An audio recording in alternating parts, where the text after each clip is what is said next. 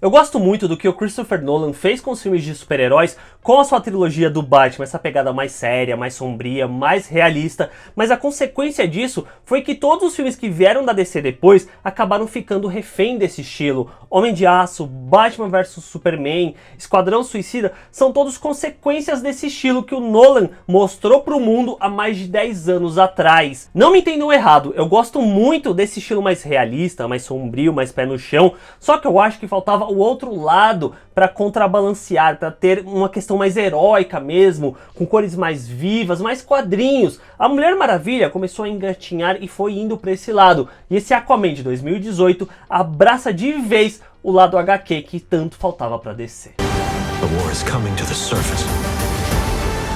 You are not going to win this. Antes de eu comentar mais sobre Aquaman, se esse é o primeiro vídeo no canal, assine aqui embaixo no vermelhinho, compartilhe com seus amigos e deixe um legalzinho, que assim esse vídeo chega a mais pessoas, o canal cresce mais e a gente fica cada vez melhor.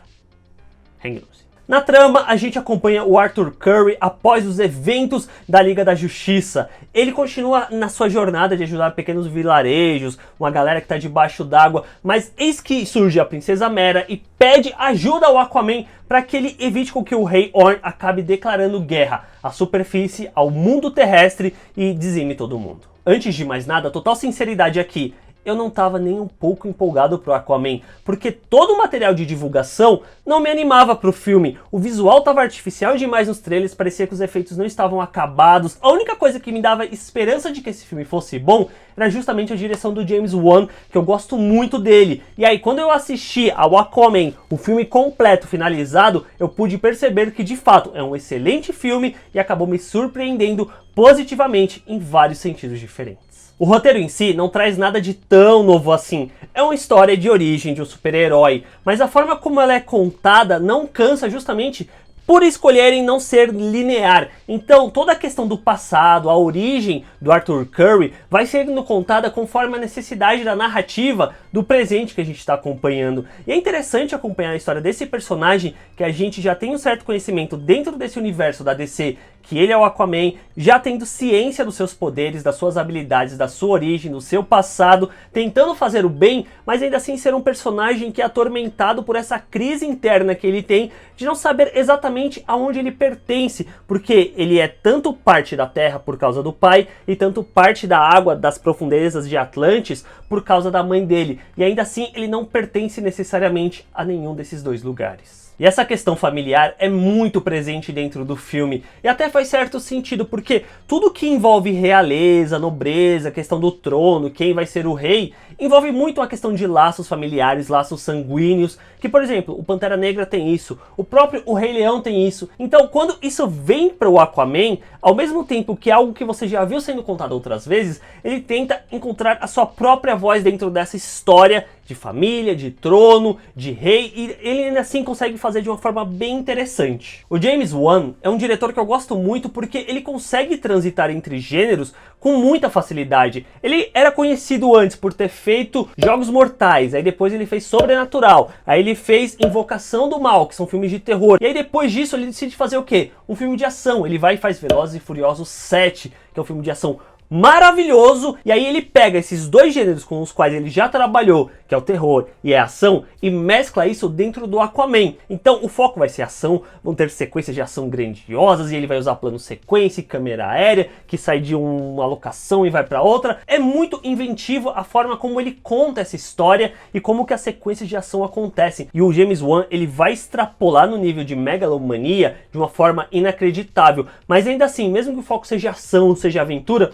ele ainda encontra um espacinho, uma brechinha para jogar o terror dele dentro da sequência, envolvendo criaturas do fundo do mar e tal. E é uma sequência, eu diria que é uma das melhores do filme, porque é realmente impactante você ver aquilo. E pegando esse gancho, outro ponto que eu acho que merece ser ressaltado é justamente o visual dentro desse filme. Ele é muito bonito, ele é muito impactante. Se você vê numa tela grandona, tenta ver no IMAX, na maior tela que você conseguir, porque você vai entrar numa imersão grandiosa dentro desse filme. O James Wan, ele faz questão de ressaltar o quão vasto e grandioso é o mar em certas sequências, e ele bota cor. É um filme muito vívido visualmente, ele tem muita cor que salta aos olhos, e isso é um detalhe muito bem-vindo para dentro do filme. Por ser o Aquaman, logicamente, o filme é filmado debaixo d'água, certo? Porque tem que ter muita cena aquática.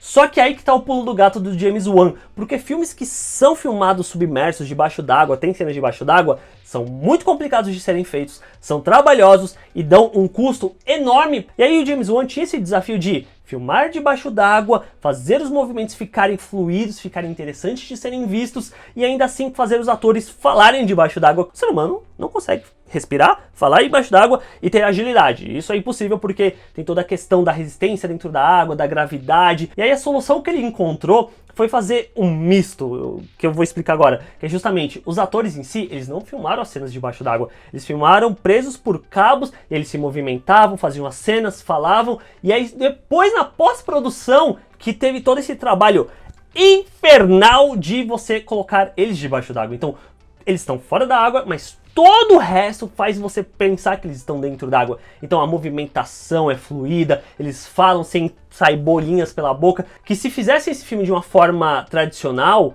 não ia ser possível ser feito.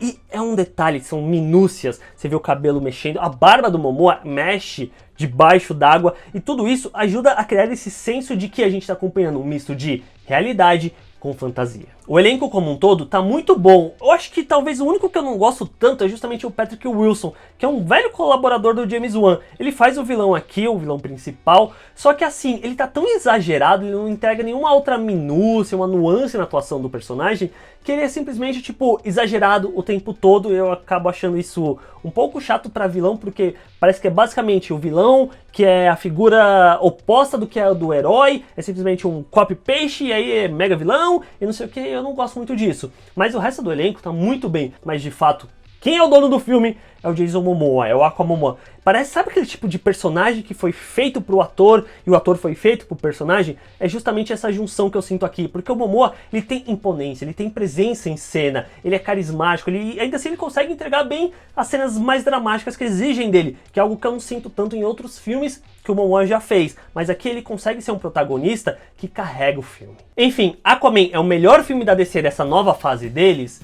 Pra mim não, eu ainda acho que Mulher Maravilha é mais redondinho como um todo. O Aquaman pode ser incrível, divertido, as cenas de ação são maravilhosas, só que ainda assim ele tem um certo probleminha de ritmo e de edição em certos trechos que incomoda um pouco, mas não é nada tão grave assim. É como se fosse tipo, todos os filmes que a gente viu da DC até certo momento fossem muito mais graphic novels, histórias fechadas, densas, sérias, histórias consagradas. E o caso desse filme do Aquaman é como se fosse um quadrinho mensal que saiu na banca com historinha fechada que você comprou, leu, se divertiu e é isso.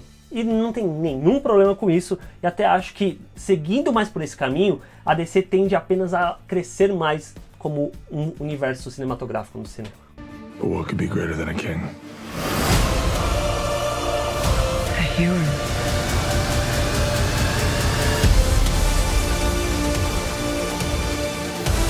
E é isso, pessoas, vocês assistiram Aquaman? Gostaram, não gostaram? Qual é o filme e o herói favorito de vocês da DC? Deixa aqui embaixo nos comentários. Não se esqueçam de se inscrever no canal, clicando na bolinha aqui do ladinho para não perder nenhum dos próximos vídeos. Deixa um legalzinho aqui embaixo e me sigam nas redes sociais, vamos conversar mais de pertinho, trocar uma ideia. Eu aviso quando está saindo vídeo novo, tem alguns conteúdos que eu boto lá, que eu não boto aqui, tipo a CCXP. Teve muita coisa lá que não vai vir pra cá, mas aqui depois vai ter vídeo da série. Enfim, é isso, gente. Até o próximo vídeo.